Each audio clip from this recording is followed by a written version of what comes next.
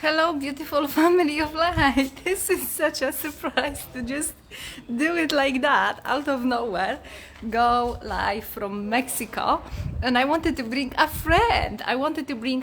So I'm trying to see if I can actually bring a friend over here into the chat, or I need to wait for that friend to join the chat on its own. So let's see if that's gonna work. How do I do this? Because there is so often we are talking about something with someone special. We talk about those magnificent moments of breakthrough and the fruition and how it all happened, what it needed. Yet we see constantly so many people are missing that it didn't happen yet. So I wanted to talk about it live. There it is. I'm inviting someone in. Let's see how is that gonna go. Okay, so hopefully that person is gonna join us very soon. And we were talking about this specific moment, an energetic, like a positioning that allows us to do the impossible. And if you're watching this live or on repeat, please tell us in the comment section, say hello. I cannot see comments yet, so I'm not sure if that works, if I set it up correctly. Let me send an invitation again. Yeah. So, okay, I sent you an invitation, so you've got to accept it or request an invitation. Hello. It works. Amazing. So please accept the invitation so you can hop on live with me over here. And we can chat with our amazing family exactly about what we were just chatting at. Yay! Whoa! Let's see. I think you are hopping on. So we should be able to see you in a second. And this is so exciting because life is about fun. The ego and survival is all about seriousness and doing things only in scheduled way and having control over everything. Yet the fun is all about creating. Okay, let's see what the heck is going on. How do we invite it? How do we have that works? Come on. Add. I did. I'm adding you now again. That's my name. It should. There it is. How are you? Great. Awesome. Amazing. So I thought let's do this. Let's have fun. Let's just do something spontaneous and amazing and hop on a plane and end up in Mexico, right? Like we did in May. Which is amazing. But this is things happen. So if anyone else is watching us live or on repeat, please let us know in a comment section.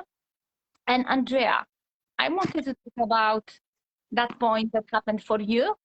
And I wanted to share that point that happened for me that made the world of change. Because we do a lot, okay? We do a lot. We do all this magnificent stuff, energy works, these spiritual practices, and we fill up our days and lives with it. And that's how things shift and change. Yet there is always crucial point where some people who do all of that stuff don't go there yet. And for me, that point was in my old environment, in my workplace. So I really struggled. And Victoria, I think, is here or might be watching that. She will testify, Imogen as well, from people I know for a longer time. Workplace was my biggest nightmare. I was unable to be there and not be moved deeply back into guilt, shame, remorse, unworthiness, freaking out, and all of these lower behaviors, lower feelings and emotions. So what happened for me end of that year, past year, and beginning of this year is that I became immune. I became entirely immune to that environment in the workplace. I've decided that nothing and no one is worth my peace, my internal peace that I'm creating at the morning in my meditation. So I would get up every day. I would create that magnificent inner environment within me. But somewhere along the way between leaving home or being in workplace, at some point, I would lose it. I would lose it. Maybe not every day, but I would lose it. And I would go into lower feelings, lower states. And I would meditate on the breaks in between, yet I would go back and I would lose it again. And when I became immune to that environment, things started changing and I felt that call. I felt that call in March. Eliza, you should not be here any longer. You need to grow and expand. You need to get out of here. You need to get out of here. You can do it. And that thought and that feeling, that knowing scared me. So then a month later in April, that same thought and feeling came. And by this time, I already had a big clientele, saved up money. And I felt like, yeah, I'm going to go for it. I'm going to go for it. And I went to my boss and I said, can we have a chat? He said, yes. I was like, can you please sit down? Like, and he said, no, please don't.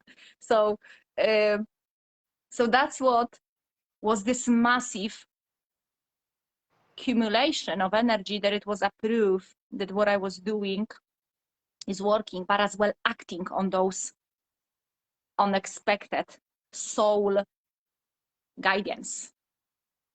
And this is what we were chatting about, Andrea. What was that point for you? Because I loved, oh my God, I just loved the post you made about spending 10K just in not even a year by investing into yourself. And most of people, me in the past, okay? I would spend money I didn't earn yet on big presents to someone, especially someone I knew that they might not like me, so they will like me, but I would not buy it for myself. And I would invest into other people and maybe the relationship so they will like me or approve of me or support me at some point, but I would not do that for myself. So I loved your post. Please share with me that point for you, when things change for you. Because for me, that was becoming immune to the environment, and then instead of staying there, leaving, going up. What was that like for you? Yeah, for me, I completely deteriorated. So for me, I had to completely lose myself, but not in a healthy way. I just let myself go. So I became obese. I didn't buy myself new clothes, or I wouldn't keep up with my personal needs, and I just let myself go. Just let myself go. You hear people say that a lot. I let myself go. And people say that a lot in relationships. They gain 40 pounds, 20 pounds, 50 pounds, whatever it is. They get unhealthy and they've let themselves go in the relationship. And that's a common thing. You hear that a lot. Oh, I let myself go. I had kids, put myself on the back burner. I put all their needs first. I come last. And that's what I did. I fell into that mind pattern of having to, I come last. So I make sure everybody's okay. I make sure everything is good. Everybody has what they need. Everybody has the food they want to eat. They have the clothes they want. They're taken care of. And then if there's something left, then I'll get it. And if there's nothing, then I just won't get anything. And I had to get to that point of just complete, I didn't even, I don't know if I ever had really a real strong, I don't think I did ever have a strong sense of self because I was so codependent. But when I became obese, and that was really difficult for me. That was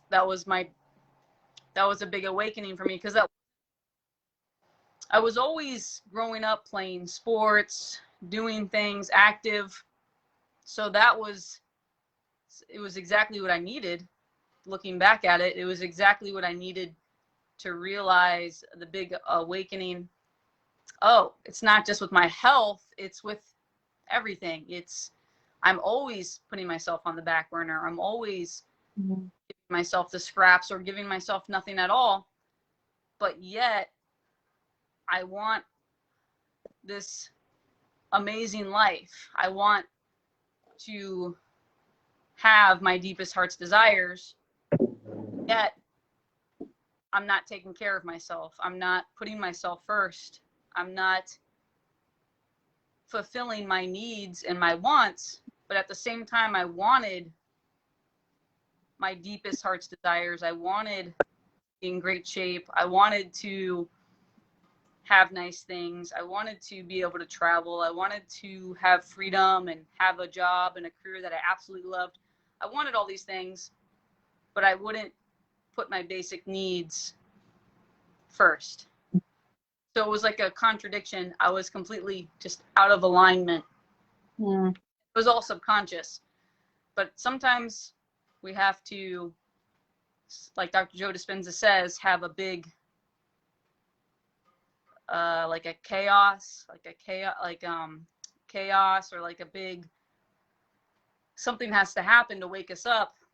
And for me, that had to happen. I had to just completely disintegrate and just completely lose myself in a completely unhealthy way to wake up and to realize, wait a minute, I come first. So it was that big realization, and then going out, spending my money on myself. So spending my money on new clothes, money on a gym membership, spending my money on healthy foods, spending my money on things that I wanted to do and things that I had been wanting to do for years, never doing it because I spent my money on everybody else and I had no extra money to do the things that I wanted to do. So putting myself first and trusting in this work, that if I became my biggest love by putting myself first and treating myself, that I would attract my biggest love. And I did. I attracted it in you. I attracted it in my passion work. I attracted it in my health. I attracted it in my finances. I attracted it in the place I live. The place I live is absolutely beautiful. I live right next to the #1 beach in the United States of America. So it's a paradox. It's a paradox. So if you can put yourself first and go all in on yourself, spend the money, spend the time, spend the effort, you come first, and then everybody else comes second. You become the greatest love of your life by aligning your actions with that. Then you're broadcasting that to the universe. You're I'm worthy. I'm worthy. I'm worthy. Nobody is more worthy than me. Nobody comes before me. I don't put anybody before. I'm worthy. And you're no longer abandoning yourself. Yeah. You're not abandoning yourself. You're showing up for yourself. You become your best parent. Like Vanessa said today, you become your best parent to yourself. And then the universe starts to align itself to the new energetic signature of you. Thank you. Thank you. What I'm noticing is that when that breakthrough, that difference between not made it yet and kind of made it yet, to cross that bridge, to cross that line, is often a battle. And that was comes up for me as well, for my clients recently, that kind of like a internal battle between the reason and conditioned mind, but you should not do this, but you should do that, and between that internal voice. Because we have not been brought up to listen to that intuition. You know, we're training ourselves in meditation practice, which is like Dr. Joe Dispenza says, getting to know thyself, getting to become familiar with whatever runs through us right now. We're then learning to tune in with that inner voice and realize, okay, I'm actually not, my shoulds and shouldn'ts that I got from my mom or from my grandparents, that I actually can tap into my sovereignty, and I actually can even start at least pretending that I am worthy to receive. And this is amazing, because what you said about investing in yourself, because if I cannot spend my own money on me and buy myself, for example, this online course that I feel it would really benefit me on my journey, whatever it would be, maybe it's a candy, maybe it's a organic food instead of just normal food, whatever it is, if I don't follow that hard call, then how can I ask universe to give me something that I don't give it to myself? Okay, so this is what stuns me. And I believe we all have the chapters of our journey that all of them are extremely valuable and valid. Yet if we want things to be a little bit different, we've got to do things in a different way, and that's amazing. It's amazing. Thank you for your share. And you know what, just to follow up on what I said earlier, when I follow that soul call and I ask my boss, sit down, we need to chat, 2 days after that, the fear that I was experiencing was paralyzing. I was for at least 2 or 3 days paralyzed with the fear, like, what the heck have I done? I quit on such a position, blah, blah, blah, blah, blah. But then I kept on reminding myself, this is just the fear that it's exiting my system, and I'm following my heart desires. And my heart desire is to work for myself and help people heal and expand and help people follow their heart's desires. And my heart desire is to travel the world for a little bit and then settle down for a little bit and then see what's next and enjoy every minute of it and let it go of more and more and more. That's beautiful. What a surprise. What a surprise. Okay, let me see the comments. Hi, Virginia. Hello. So awesome to see you here. Hi, Shelbel. So true. Brit. Hi, Brit. Thank you both for always being open and sharing so much of yourselves with us. Wow, thank you. We appreciate you so much. Guys, if you have any questions, this is your chance. Type them down very quickly. Type them down if you have questions. What else comes to your heart right now, Andrea? What do you feel the divinity within you would like to share with everyone in this video? Mm-hmm. Yeah, it's just really, I was listening to Muji. Yeah. Muji. And he said something that was really good. He said, so the first in the 10 commandments, the first commandment is thou shalt not have other gods before me? Or that's yes, the second? That's it. Yeah. So and he was sharing how I told you I'm good with Bible stuff. I told you. There is a proof. Proof is in the pudding. I told you so many times. So what that means is that, this is what he was sharing, is what that means is that because you are, people don't like to use the word God, but because you are God, the universe, source energy, Buddha, whatever you want to say, Christ consciousness. Mm-hmm. And if you break that first commandment down, what it's saying is that you don't put another God before God. You don't put somebody else before yourself. That's so profound. And you know what? Emmett Fox talks about it as well. I'm big into Emmett Fox stuff. And our favorite, Little Eckhart Tolle, he talks about that in a similar way as well, which is denying the truth within you that comes and flows from that space. That's really good. That's really good. Okay, do we have a question? Let's see. What do we have here?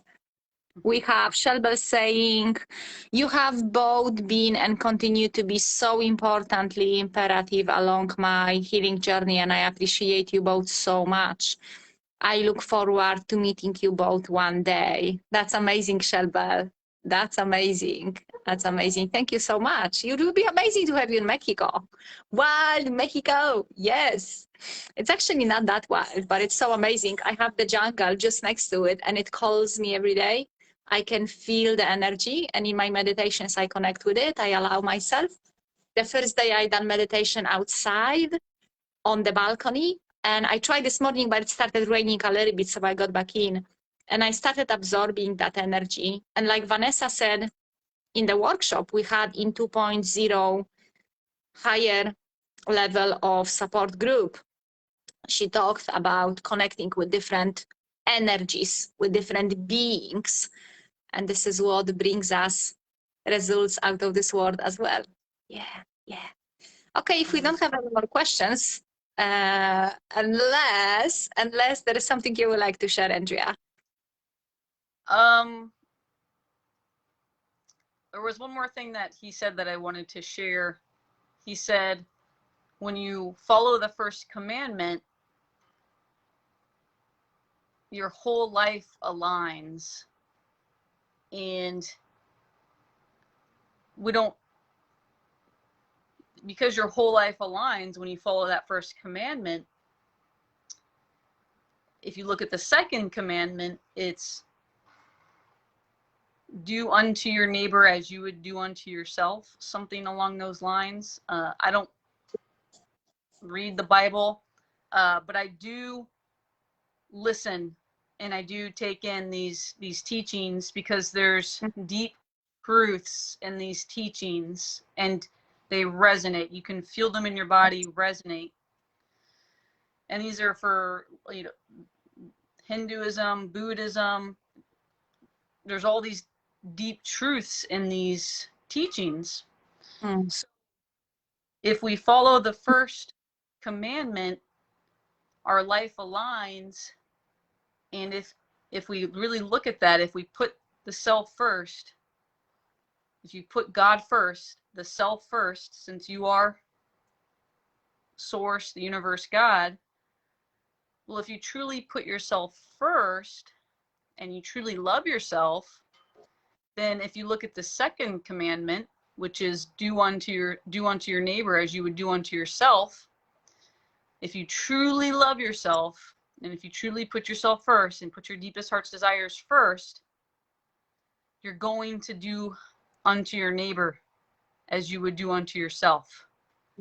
So that means that you wouldn't harm your neighbor. You wouldn't see your neighbor as competition. You wouldn't see your neighbor as you wouldn't annoy your neighbor or anything like that. So if we align ourselves to that first truth, everything else aligns. And he was about how that first commandment is the answer to life, the universe. And all the other commandments fall in line if we just follow the first one. So you don't necessarily have to follow all of them, because if you follow the first one, then you are following all of the commandments if you follow the first commandment. So it was very profound, and I wanted to share that. And just so much with what we're talking about with spending money. Because energy, and if we're not willing to put the energy and the attention into the self, then the universe is not going to put the energy and the attention into us. I truly believe that. So the universe responds to how we're being, and if you're putting yourself first, you're investing in yourself, you're taking care of yourself, you're taking yourself out to dinner, you're buying yourself the good food, you're buying yourself what you need, you're truly loving the self, love thyself, or however that first commandment is written. I don't know, I have to read it. Jim Shell, something tells me Jim Shell is going to enlighten us and hopefully bring his beautiful knowledge and experience on that. Yes, yes. So whatever we put out, we're getting back. So if we're not taking care of ourselves, putting ourselves first, following our deepest heart's desires, we just simply won't get back our deepest heart desires in the form of synchronicities, divine timing, divine alignment, unknowns, and we just simply won't receive the gifts, whatever those gifts are. We'll block it. We'll block it because we're saying, I'm not worthy. I'm not worthy. Exactly. Exactly. It's like putting that first hour or first 2 hours of the day. Do I put it and scatter my energy all over everywhere and go to emails, messages, and shopping, doing something for someone? Or do I place it in me? Because this is the foundation that you're talking about right now, Andrea. You talk about the fundamental frequency that we recreate every single day at the morning.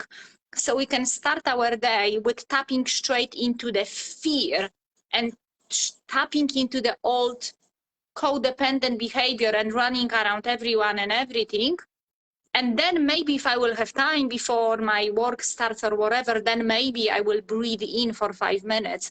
So this is how we start with a scattered energy of unworthiness and not wholeness, brokenness, scattered, separated, right?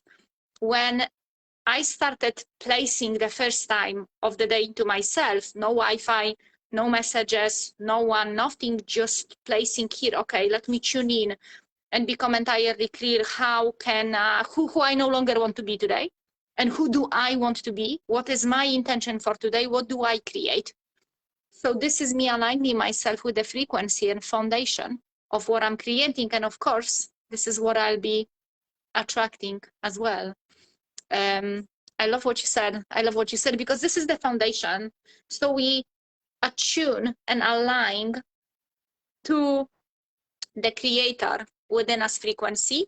We set it on some level, right? We set it on some level in some frequency, specific frequency, might be freedom, wholeness, light, beauty, and joy. And then from that set point, then we make ourselves, with filling ourselves up to the overflow with that energy, then we are ready to face the day and the world. And we're gonna create different situations, and we will be immune to the outside environment. You know what really helped me in a big time to become immune to that environment that constantly pulled me down was whenever I had time off, anytime I would have time off, and I would take it often, half day off, I would get myself to the best possible place. I would drive an hour and a half even away to the beach, and I would be walking there, grounding, talking to the source, receiving from the heart, doing forgiveness on a soul level, talking internally between my soul and my parents' soul, to let go more and more of the old heavy frequencies, to become more and more light air, right? And I would just make this half day that I had off the best possible ever and build myself with the most amazing energy. And then I would come back as a wholeness. And each time I would strengthen myself in it. But it's so profound what you said. And I think we have some questions here. I don't think you're going anywhere anytime soon. Just kidding. Let's see what do we have here. Okay. So we have Brit saying, ooh, on a larger scale, how do you see world changing towards more open-minded thoughts and all of what we are learning? And there was another side of that comment. Let me just try to open up. I really struggle with opening these comments fully. Either I am at the very top or at the very bottom. Can you open that comment from Brit? Mm-hmm. Could you read it out loud, please? If you can do my work. So, uh, Britt, yes, Oh, on good, good. how you see the world changing towards more open-minded thoughts and all of what we are learning. And she says, I realize I'm learning that it's okay to put myself first. Yeah. Kind of taught that is selfish. Mm. And then she also says, yes, thank you, I can. It's the undoing of the self-talk of it being selfish. Yeah, Britt, I totally just 100% know exactly. Yes. Yeah, it's selfish. Wrong. You need to make sure that your family Yeah. fine. You need to make sure that your family is taken care of. You need to make sure that your family is taken care of and that they're okay. Now, if they're okay, then that means you're okay. Now, if they're not okay, if your family's not okay, if your partner's not okay, then you're not okay. So what that means is that how they feel is how I felt. So in a sense, I made them my God. In a sense, they were my God. So I I put them in front of me. I put them above me. They were my God. So if my mom was struggling, upset, anxious, then I was struggling, upset, anxious, and I had to go fix and do whatever I had to do to try to make it better, to try to fix her mood, to try to make sure that she was in a good mood. So then that way I could be in a good mood. And that goes back to what Muji was sharing about how when we make somebody else our higher power, when we make somebody else our God, and that person is determining how we feel, then that's us stepping out of alignment. And that's us saying, I'm not worthy. I'm not worth. So I was abandoning myself. I was abandoning my needs, myself, and what I really needed to go fix this person. Because once they were happy and once they were feeling good and everything was okay with them, then I could feel okay and feel good, even though I wasn't putting my needs. I would just completely abandon my needs, completely abandon myself to go fix somebody else or make sure they were okay or they had everything they needed. So when we live like that, going back to that first commandment, we're putting a God in front of the real God, which is you, the authentic self, the source, and that just disaligns the whole thing. So yeah, I know exactly what you mean with that. I totally resonate with that. And it's a retraining process. And it's interesting because the better you take care of you, the better you take care of you, the better you get at meeting your own needs, the better you feel, the happier you feel. And when you feel happy and you feel energized, you feel full of energy, you feel full of zest, your whole world starts to mold towards that. There's a new energy signature that's being broadcast, and your whole world starts to shape and create towards this new person that's showing up. This person's that's recharged. They are feeling good. They're wearing what they want to wear. They're eating what they want to eat. If they want to go on a trip, they go on the trip. If they want to buy something nice, they buy it. They treat themselves. They take care of themselves. And you feel great. You feel great. So then all of a sudden the 3D illusion starts to shift and change, and your whole world starts to just shift around this new person that's showing up. Yeah. But that can't happen if we abandon ourselves and put somebody else's needs before our needs. Yeah. Because it's of the self. So anytime in the past I would do that, I was proving to myself that I am broken and unworthy. And I have to repeat that pattern, because if someone else is not okay, it's my fault. And, you know, when I was growing up, I was 7. My duty was to quit my life that I had before and my duty was to take care of my sister because my mom started working back shift as a single parent. So my job was after my school to go and pick up my sister from nursery and bring her home and take care of her until my mom comes back, which it was 7, 8 or 9 p.m. So that was my new life since I was 7. To take care of someone, and if that's not done, it's broken. So just because we have been brought up in a specific environment and specific set of rules, terms, and conditions, and for each home, each family is a different dynamic, different story, different energies, yet similar, it doesn't mean that they work for us bad. It doesn't mean that they are to be continued and passed on to another. It's just something that happened. And when we're becoming present and aware here and now, we can start realizing that if I take care of myself first, I create my world from a place of wholeness. So what am I going to attract as a wholeness? I'm going to attract another wholeness, and I'm going to create more of the wholeness. And if I'm going to go back to my old ways, I'll be creating more of my old cases scenario.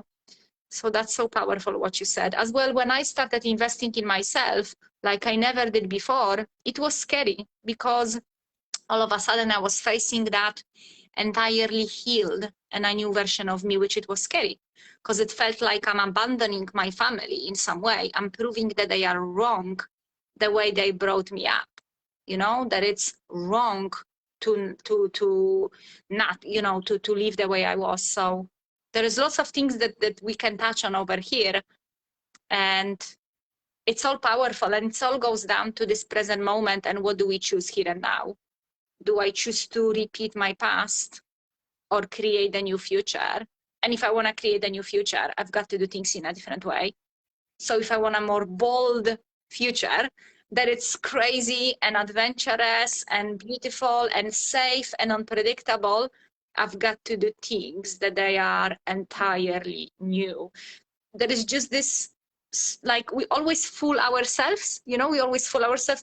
No, it's okay. I just need to wait longer. No, it's fine. No, I need to wait until this and that will happen in 5 years' time. It's normal and natural to be scared of stepping into a new way of the way we are with ourselves, but it's worth it. How free do you want to be, right? Yeah.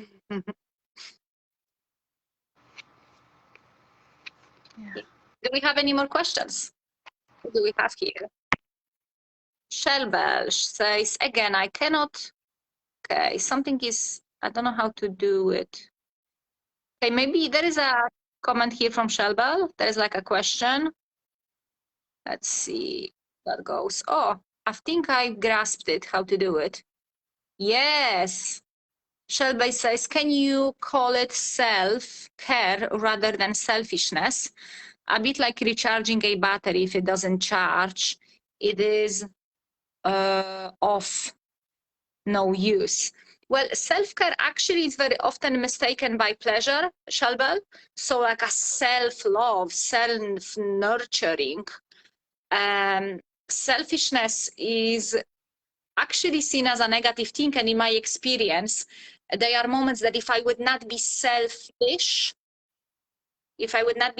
and change the energetic charge around that word, there is no way that others would benefit from it. So if there wouldn't be time on my past when I became entirely selfish, I turned everyone and everything off, and I dove here for healing and ask for help. So then I can come back as a wholeness and have the maximum use of my amazing energy into this world. If that makes sense, I hope that helps. Brick says, yes, thank you, I can.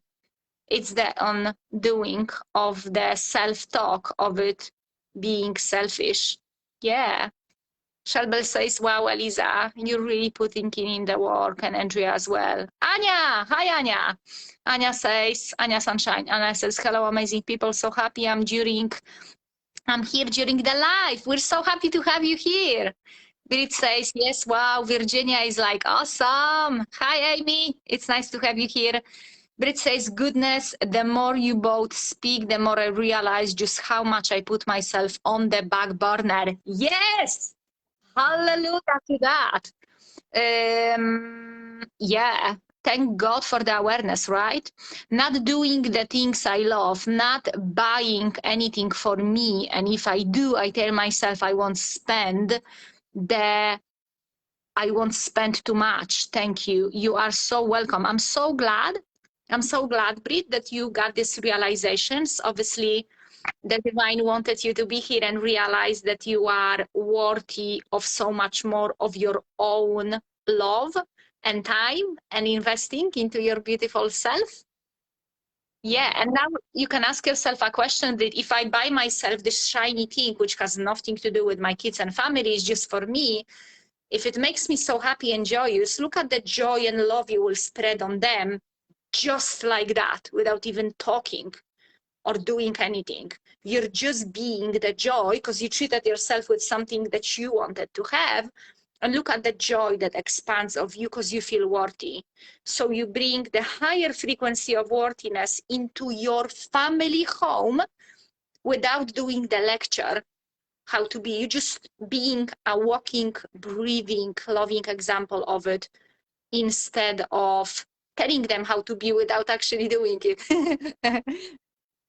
Okay, Amy says, what do you recommend we first meditation? What do you mean? What do you recommend we first meditation? I am on this point now and I gotta do this or get off the pot.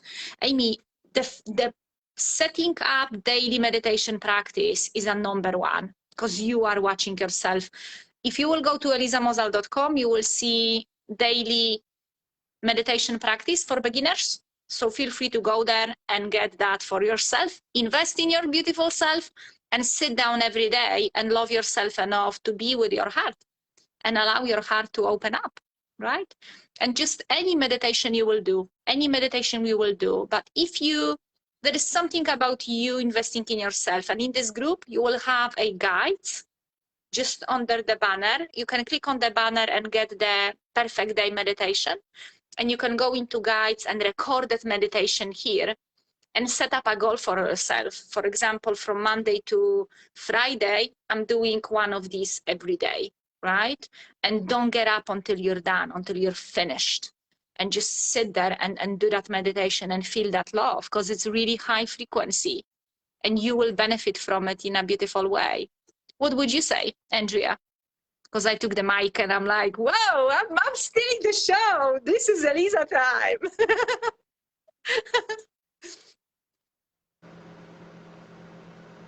Yeah. Yeah, the meditation is the foundation. So the meditation is the foundation, and then we build off of that foundation. So first, it's always the meditation.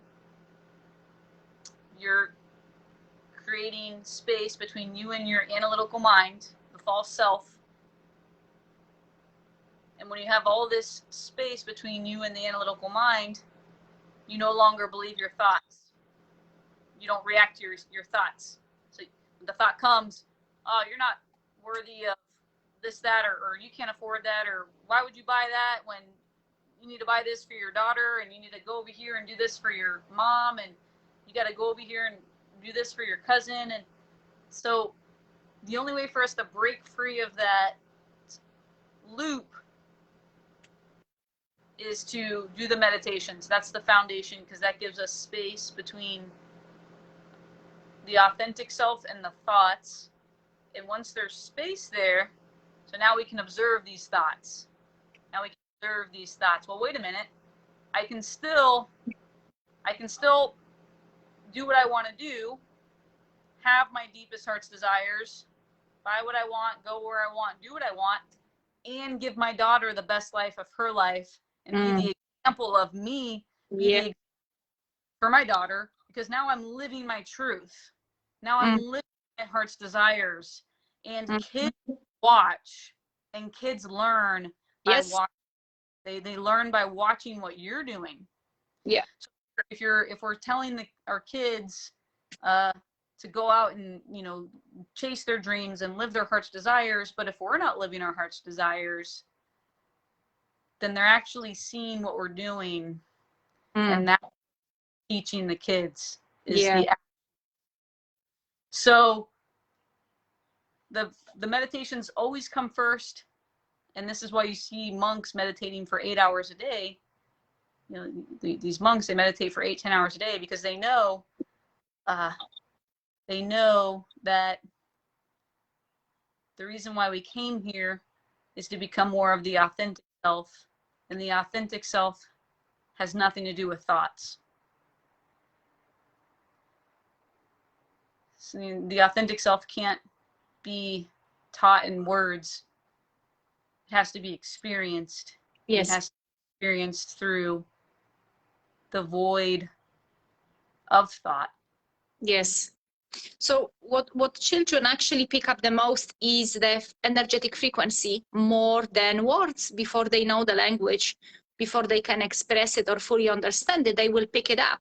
So we have many children that they are brought up in an environment when parents don't feel safe. Not safe in this world, not safe with the money, not safe in the job, not safe in the neighborhood. And there is no specific trauma that happened in that child's life and childhood, yet they live entirely crippled in fear, because what they pick up is not a reason and a sentence. First, they pick up the frequency and energy. So there is this couple that Jinty Fell, that Australian, few years ago, she found out she's pregnant maybe 5-6 years ago, and they read a book that kids pick up exactly what you said. They don't pick up the words, be this, be that. Like my mom would told me, don't smoke cigarettes while she's smoking a cigarette, right? So, you know, you have to be the example. You have to show, just like you said, chasing the dream. And this is what they did. They started chasing their dream, and they created their Vine Life adventure, you know, to prove to their children that this is how we learn. This is what we want you to do. We want you to follow your heart's desire. So we have to do that first. Amy says, the more I watch Andrea lives, it seems there's a sessions of meditation to do in order. Do I have this right?